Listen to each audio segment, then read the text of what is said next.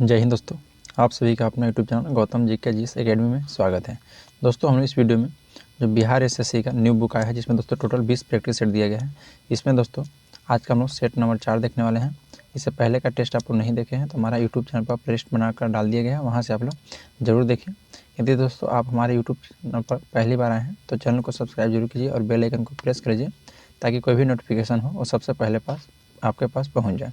और यह दोस्तों जो बुक है कौटिल्य जीएस टीचिंग का है, याद रखिएगा। तो चलिए बिना देर के हम लोग क्वेश्चन की ओर बढ़ते हैं। देखिए सेट नंबर दोस्तों 4 का पहला क्वेश्चन है कि पृथ्वी को अपने कक्ष में सूर्य से निकटतम दूरी कब होती है। तो देखिए दोस्तों, पृथ्वी को अपने अक्ष में सूर्य से निकटतम दूरी को उपसौर कहते हैं। तो उपसौर को दोस्तों यह निकटतम दूरी होती है, तो ऑप्शन नंबर बी आपका राइट हो जाएगा, उपसौर। और यह उपसौर की घटना कब होती है दोस्तों, तो याद रखिएगा 3 जनवरी को। उपसौर की घटना कब होती है तो दोस्तों 3 जनवरी को होता है। अगर अपसौर की कहेगा तो अपसौर दोस्तों यह 4 जुलाई को होता है। आपको अपसौर कितना होता है तो 4 जुलाई को। देखिए अपसौर की स्थिति कब होता है तो यह दोस्तों पृथ्वी तथा सूर्य के बीच की दूरी जब बढ़ जाती है तो उस दूरी को अपसौर कहते हैं, और जब पृथ्वी और सूर्य की दूरी दोस्तों कम हो जाती है तो उसे हम लोग उपसौर कहते हैं। नेक्स्ट क्वेश्चन है कि ज्वालामुखी उद्गार है निम्नलिखित प्रकार में से कौन सा एक प्रायः विस्फोटक नहीं होता है। तो देखिए दोस्तों जो हवाईयन ज्वालामुखी है यह दोस्तों इसमें विस्फोटक नहीं होता है, तो ऑप्शन नंबर आपका बी राइट हो जाएगा। हवाईयन यह दोस्तों ज्वालामुखी है जो कि शांत ढंग से होता है, और इसका मुख्य कारण है कि गैस की तीव्रता में कमी का होना तथा लावा को पतला होना, याद रखिएगा। नेक्स्ट क्वेश्चन है कि एनीमोमीटर का प्रयोग क्या नापने में हेतु किया जाता है। तो एनीमोमीटर का प्रयोग दोस्तों वायु या पवन की गति तथा दिशा मापने के लिए किया जाता है, तो जो कि ऑप्शन नंबर डी में दिया गया है दोस्तों पवन की गति, तो आपका डी ऑप्शन नंबर राइट हो जाएगा। और बैरोमीटर तो दोस्तों याद रखिएगा कि वायु दाब मापने के लिए किया जाता है प्रयोग बैरोमीटर का। नेक्स्ट क्वेश्चन है क्वेश्चन नंबर आपका 4, बोल रहा है कि सुनामी क्या है। तो सुनामी दोस्तों याद रखिएगा यह एक जापानी भाषा का एक शब्द है, जो कि दोस्तों इसका अर्थ होता है कि तट पर आती लहरें या बंदरगाह तरंग। तो देखिए दोस्तों इसमें दिया गया है तटीय लहरें, तो 4 का ऑप्शन नंबर आपका सी बी में तटीय लहरें दोस्तों। तो भूकंप द्वारा जो उत्पन्न तरंग होता है यह दोस्तों सुनामी है, तो ऑप्शन नंबर सी आपका राइट हो जाएगा। नेक्स्ट है कि उत्तरी अमेरिका के घास के मैदान को किस नाम से पुकारते हैं। तो याद रखिएगा जो उत्तरी अमेरिका के घास के मैदान को हम लोग प्रेरी कहते हैं, तो ऑप्शन नंबर ए आपका राइट हो जाएगा दोस्तों, प्रेरी, याद रखिएगा। और यह प्रेरी दोस्तों अमेरिका और कनाडा दोनों में मिलती है। स्टेपी की बात की जाए दोस्तों जो ऑप्शन डी में दिया गया है, यह अधिक शुष्क क्षेत्र के मध्य अक्षांशों में पाई जाती है, जिनका सबसे विस्तृत क्षेत्र दोस्तों स्टेपी का एशिया में है, याद रखिएगा। अगर सवाना की कहा जाए दोस्तों तो यह अफ्रीका में पाई जाती है, जबकि दोस्तों पंपास आपको दक्षिण अमेरिका में पाई जाती है, याद रखिएगा। नेक्स्ट क्वेश्चन पाते हैं। क्वेश्चन नंबर देखिए 6, बोलता है दोस्तों कि सुमिलित कीजिए। एक तरफ दोस्तों जनजाति दिया गया है और एक तरफ उससे संबंधित राज्य दिया गया है। तो देखिए दोस्तों जो कुकी जनजाति है यह मणिपुर राज्य की है। कुकी जनजाति याद रखिएगा मणिपुर राज्य की है। बकरवाल जनजाति दोस्तों यह जम्मू कश्मीर का आपका है, तो ऑप्शन इसका 4 में मिलेगा। मोपला जनजाति दोस्तों यह केरल में है, याद रखिएगा। मोपला तो हो जाएगा आपका केरल, और डाफर हो जाएगा दोस्तों आपका गुजरात में। तो इसका राइट आंसर हो जाएगा 3, 4, 1, 2। तो 3, 4, 1, 2 दोस्तों देखिए ऑप्शन नंबर सी में दिया गया है 3, 4, 1, 2। चलिए नेक्स्ट क्वेश्चन पाते हैं। क्वेश्चन नंबर आपका 7 बोल रहा है दोस्तों कि बुशमैन रहते हैं। देखिए दोस्तों जो बुशमैन है यह आपको कालाहारी रेगिस्तान में मिलते हैं, ऑप्शन नंबर बी आपका राइट हो जाएगा। बुशमैन दोस्तों यह एक दक्षिण अफ्रीका के कालाहारी मरुस्थल में दोस्तों बुशमैन नामक एक आखेटक जनजाति रहती है, याद रखिएगा।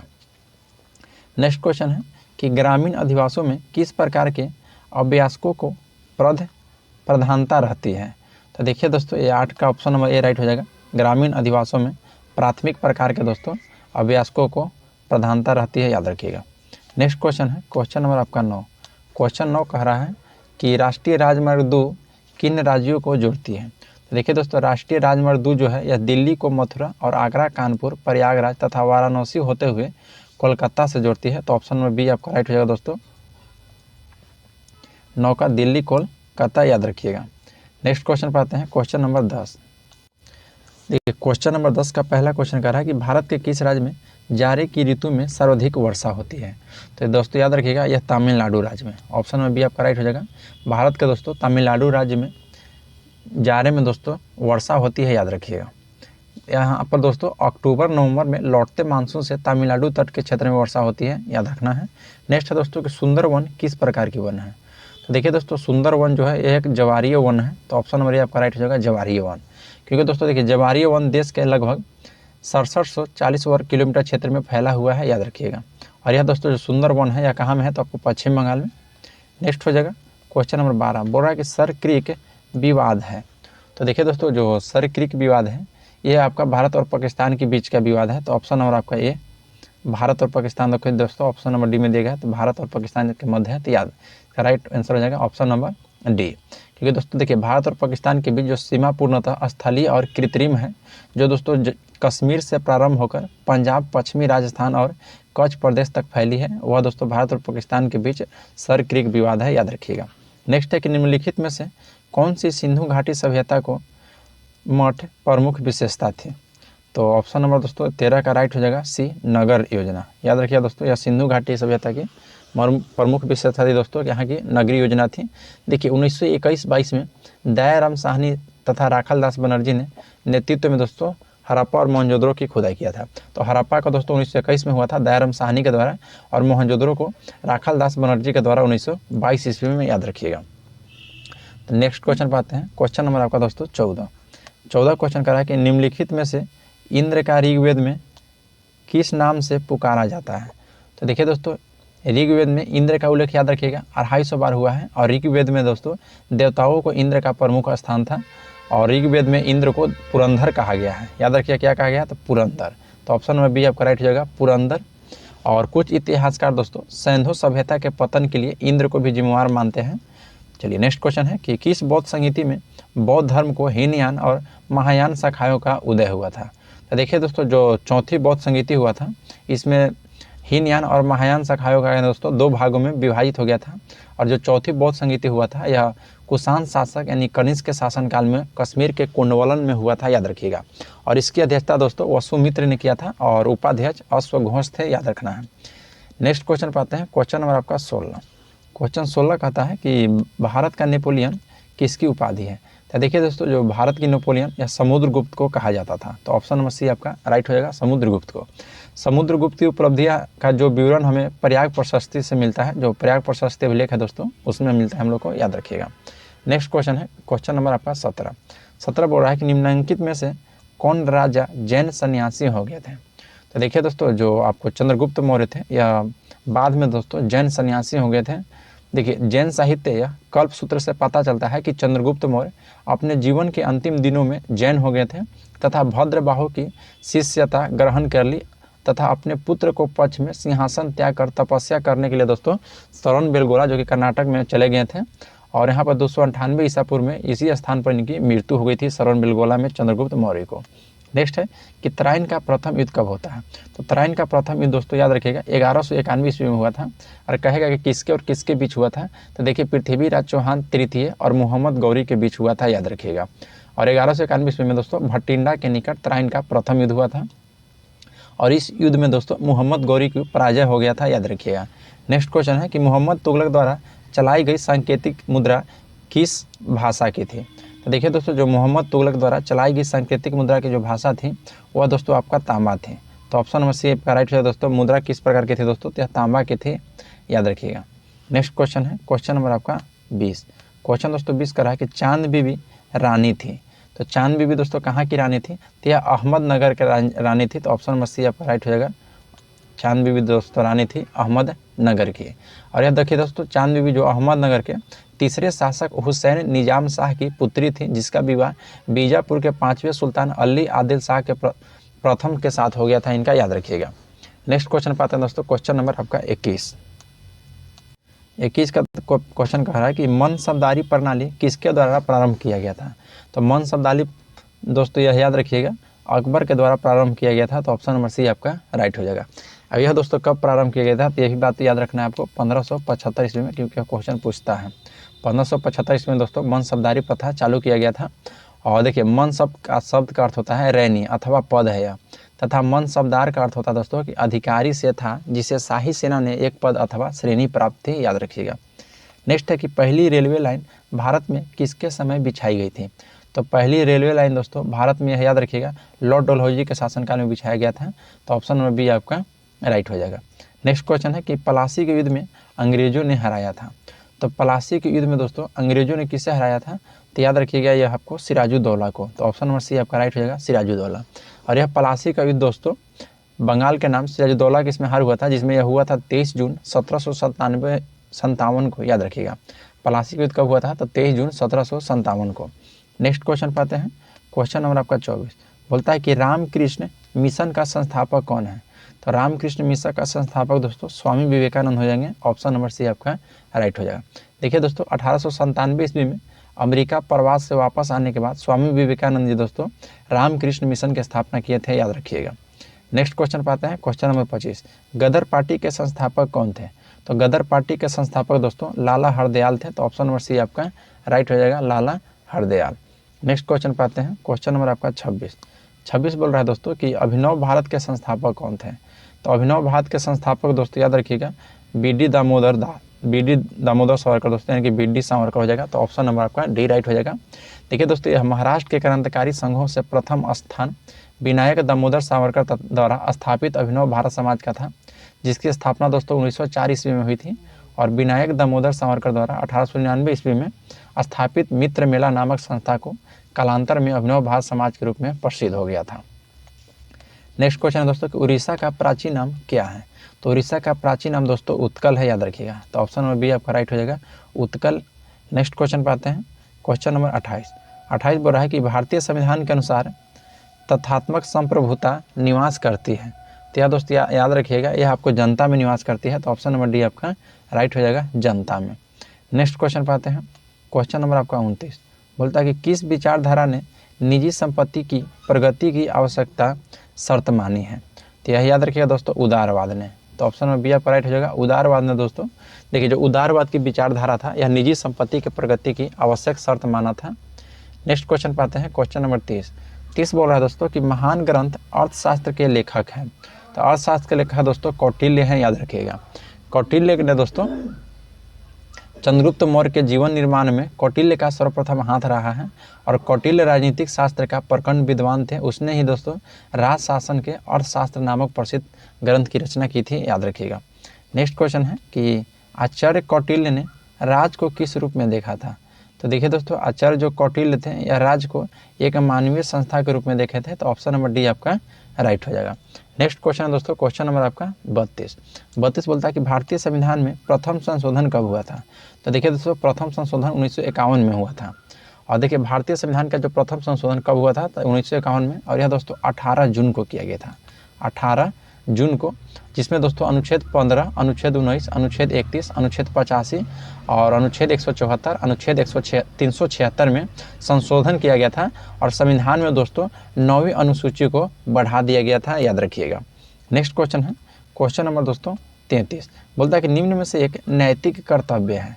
तो नैतिक कर्तव्य है दोस्तों माता पिता द्वारा बच्चों को शिक्षा प्रदान करना, यह आपका नैतिक कर्तव्य है। देखिए दोस्तों अनुच्छेद 51 के क में मूल कर्तव्य का उल्लेख किया गया है और यह दोस्तों 86वां संविधान संशोधन अधिनियम के तहत 51 के क को दोस्तों जोड़ा गया था। और 86वां संविधान संशोधन कब हुआ है दोस्तों? तो 2002 में, जिसके तहत दोस्तों माता पिता को संरक्षण का यह कर्तव्य है कि 6 वर्ष से 14 वर्ष के मध्य आयु अपने बच्चों को शिक्षा का अवसर प्रदान करें, याद रखिएगा। नेक्स्ट है क्वेश्चन नंबर 34 बोलता है कि राज्यसभा विघटित हो जाती है। तो देखिए दोस्तों राज्यसभा जो विघटित हो जाती है यह कभी विघटित नहीं होती है। लोकसभा विघटित होती है दोस्तों, इसलिए लोकसभा को अस्थायी सदस्य कहा जाता है और राज्यसभा को अस्थायी सदस्य कहा जाता है, याद रखिएगा। राज्यसभा के किसी सदस्य का कार्यकाल होता है दोस्तों, यानी कि राज्यसभा का कार्यकाल नहीं होता है। तो राज्यसभा के सदस्यों का कार्यकाल कितना होता है? तो यह दोस्तों 6 वर्ष का होता है, याद रखिएगा। देखिए दोस्तों यह अनुच्छेद 83 में बोला गया है कि राज्यसभा का कभी विघटन नहीं होगा, याद रखिएगा। नेक्स्ट है कि भारत में सर्वोच्च माना गया है। तो देखिए दोस्तों भारत में सर्वोच्च किसे माना गया है? तो भारत में सर्वोच्च जो है दोस्तों यह संविधान को माना गया है। तो ऑप्शन नंबर सी आपका राइट हो जाएगा, संविधान को माना गया है।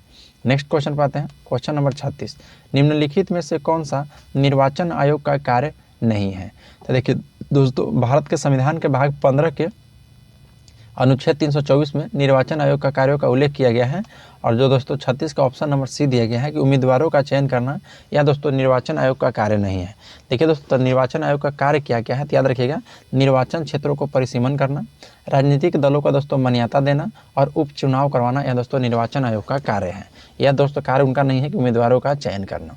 चलिए नेक्स्ट है कि सरकारिया आयोग रिपोर्ट किससे संबंधित है?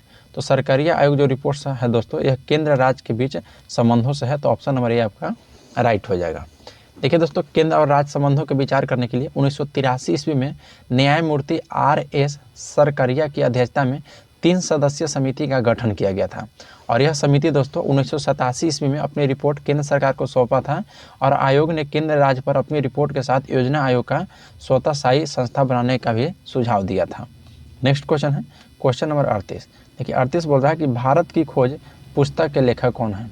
तो भारत की खोज जो पुस्तक था दोस्तों, इसके लेखक कौन थे? तो जवाहरलाल नेहरू, याद रखिएगा। भारत की खोज के पुस्तक के लेखक जवाहरलाल नेहरू थे। और देखिए दोस्तों, जो स्वतंत्रता आंदोलन के दौरान ही जवाहरलाल नेहरू ने 9 बार जेल भी गए थे, याद रखिएगा। और जब वे अहमदनगर जेल में बंद थे दोस्तों, तो उसी समय भारत की खोज नामक पुस्तक की रचना किए थे। और कब दोस्तों? तो 1946 ईस्वी में, याद रखिएगा। नेक्स्ट है कि प्रशुल्क है। तो प्रशुल्क क्या है दोस्तों? तो प्रशुल्क यह देश की सीमा के पार आने व जाने वाली वस्तुओं पर प्रशुल्क लगाया जाता है। तो ऑप्शन नंबर ए आपका राइट हो जाएगा दोस्तों, यह एक कर है, याद रखिएगा। नेक्स्ट है कि निम्न में से कौन राजकोषीय नीति का उद्देश्य नहीं है। तो देखिए दोस्तों, राजकोषीय उद्देश्य का नीति कौन सा नहीं है? तो वित्तीय संस्थाओं का नियमन या राजकोषीय नीति का दोस्तों उद्देश्य नहीं है, याद रखिएगा। नेक्स्ट क्वेश्चन पाते हैं। क्वेश्चन नंबर देखिए आपका 41। बोल रहा है कि संसद पर आतंकी हमलों को कौन सी बरसी पर सुरक्षा में चूक गई और युवकों ने स्मोक कैन से लोकसभा को धुएं से भर दिया था। तो 41 का दोस्तों आपका राइट आंसर हो जाएगा, याद रखिएगा। ऑप्शन नंबर आपका जो 41 का दिया गया है सी, और 22वीं, याद रखिएगा। 22वीं राइट इसका हो जाएगा दोस्तों, 22वीं बरसी में। नेक्स्ट क्वेश्चन पाते हैं।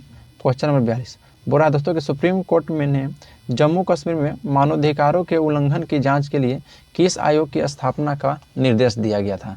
तो याद दोस्तों, याद रखिएगा आपका सत्य और सुलह आयोग का। किसका? तो सत्य और सुलह आयोग का। नेक्स्ट है कि केंद्रीय मंत्रिमंडल ने नेशनल रिसर्च फाउंडेशन की स्थापना के लिए विधेयक को मंजूरी दी। इसके अध्यक्ष दोस्तों कौन होंगे? तो 43 का दोस्तों आपका राइट आंसर होगा ऑप्शन नंबर है, प्रधानमंत्री दोस्तों इसके अध्यक्ष होंगे, याद रखिएगा। नेक्स्ट है कि भारत ने G20 की अध्यक्षता संभालने के बाद पहली शेरपा मीटिंग किस शहर में आयोजित की थी। तो 44 का ऑप्शन बी हो जाएगा दोस्तों, उदयपुर में, याद रखिएगा।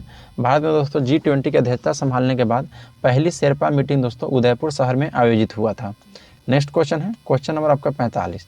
देखिए क्वेश्चन 45 करा कि फ्रांस में किस तमिल कवि और दार्शनिक की प्रतिमा का अनावरण दिसंबर 2023 में किया गया था। तो याद रखिएगा दोस्तों, वह तिरुवल्लुर में। तो ऑप्शन नंबर ए आपका राइट हो जाएगा। नेक्स्ट है कि भारतीय मूल के गृह मंत्री को यूनाइटेड किंगडम के प्रधानमंत्री को बर्खास्त कर दिया गया, उनका नाम बताना है। तो 46 का दोस्तों ऑप्शन नंबर आपका ए राइट हो जाएगा, सुएल ब्रेवरमैन, याद रखिएगा, सुएल ब्रेवरमैन। नेक्स्ट क्वेश्चन है दोस्तों कि तुर्की और सीरिया में आए भूकंप से प्रभावित लोगों को बचाव के लिए भारत ने कौन सा अभियान शुरू किया था। तो यह दोस्तों ऑपरेशन दोस्त शुरू किया गया था तुर्की और सीरिया में जो भूकंप आया था उससे प्रभावित को बचाव के लिए दोस्तों, याद रखिएगा। नेक्स्ट है कि उत्तर प्रदेश रोडवेज में पहली महिला बस ड्राइवर कौन बनी है। तो यह दोस्तों याद रखिएगा, प्रियंका शर्मा जो है दोस्तों, यह उत्तर प्रदेश रोडवेज में पहली महिला बस ड्राइवर बनी है। तो ऑप्शन नंबर ए आपका राइट हो जाएगा। नेक्स्ट क्वेश्चन है क्वेश्चन नंबर दोस्तों 49 बोल रहा है कि किस राज्य सरकार ने विद्यालयों में कमजोर छात्रों के लिए मिशन दक्ष शुरू किया है। तो मिशन दक्ष दोस्तों बिहार सरकार के द्वारा शुरू किया गया है। तो ऑप्शन नंबर सी राइट हो जाएगा। और मिशन दक्ष का दोस्तों उद्देश्य है कि जो विद्यालयों में कमजोर छात्र हैं उनके लिए। नेक्स्ट है कि छेरा त्यौहार किस राज्य में जनवरी 2022 में आयोजित हुआ है। तो 50 का आपका राइट ऑप्शन नंबर है, छत्तीसगढ़ में, याद रखिएगा। छेरा त्यौहार दोस्तों कहाँ की है? तो यह दोस्तों छत्तीसगढ़ की है। नेक्स्ट है कि निम्नलिखित में से कौन सा हार्मोन बच्चों को जना के बाद दूध बनने की प्रक्रिया को दोस्तों उत्तेजित करता है। तो यह याद रखिएगा दोस्तों, प्रोलैक्टिन। जो प्रोलैक्टिन हार्मोन है दोस्तों, यह बच्चों को जन्म के बाद दोस्तों जन्म के बाद दूध बनने की प्रक्रिया को उत्तेजित करता है। प्रोलैक्टिन हार्मोन, याद रखिएगा, प्रोलैक्टिन हार्मोन। नेक्स्ट क्वेश्चन है क्वेश्चन नंबर 52। श्वसन तंत्र से संबंधित विभिन्न रोगों किस प्रकार को प्रदूषण के कारण है। तो देखिए दोस्तों 52 का ऑप्शन नंबर आपका राइट हो जाएगा, वायु प्रदूषण का। किसका दोस्तों? तो यह वायु प्रदूषण का। देखिए वायु प्रदूषण, देखिए सल्फर डाइऑक्साइड से दोस्तों कौन सा रोग होता है। तो याद रखिएगा, दमा, खांसी, फेफड़ा। और नाइट्रोजन ऑक्साइड से दोस्तों जो वायु प्रदूषक होता है, तो इनसे रोग हो जाएगा आपको फेफड़ा का कैंसर हो जाएगा। फिर शीशा से दोस्तों आपका रोग हो जाएगा तंत्रिका तंत्र में रोग दोस्तों। और कार्बन मोनोऑक्साइड से श्वासारोध में हो जाता है दोस्तों, याद रखिएगा। नेक्स्ट है कि इनमें से कौन सी बीमारी सामान्यतः मच्छरों द्वारा फैलती है। तो देखिए दोस्तों जो मलेरिया नामक बीमारी है यह मच्छरों के द्वारा फैलता है। तो ऑप्शन नंबर ए आपका राइट हो जाएगा। फिर दोस्तों कि पेनिसिलियम एक है, तो पेंसिलियम दोस्तों एक मृत जीवी कवक है। तो ऑप्शन नंबर बी आपका राइट हो जाएगा। क्या है? तो दोस्तों एक मृत जीवी कवक है। नेक्स्ट क्वेश्चन है कि पौधों को कौन सा हिस्सा गैसों के आदान प्रदान में सहयोग करता है? तो देखिए दोस्तों, जो 55 का पत्तियाँ दिया गया है, या पत्तियाँ जो है दोस्तों गैसों को आदान प्रदान करता है, याद रखिएगा। नेक्स्ट क्वेश्चन पाते हैं, क्वेश्चन नंबर 56 बोला दोस्तों कि कौन सा जीव ऑक्सीजन के बिना जीवित रह सकता है? तो ऑक्सीजन के बिना दोस्तों जीवित कौन सा रह सकता है? तो 56 का ऑप्शन नंबर बी आपका राइट हो जाएगा, अवायु जीवी, याद रखिएगा, अवायु जीवी। नेक्स्ट क्वेश्चन है क्वेश्चन नंबर आपका 57।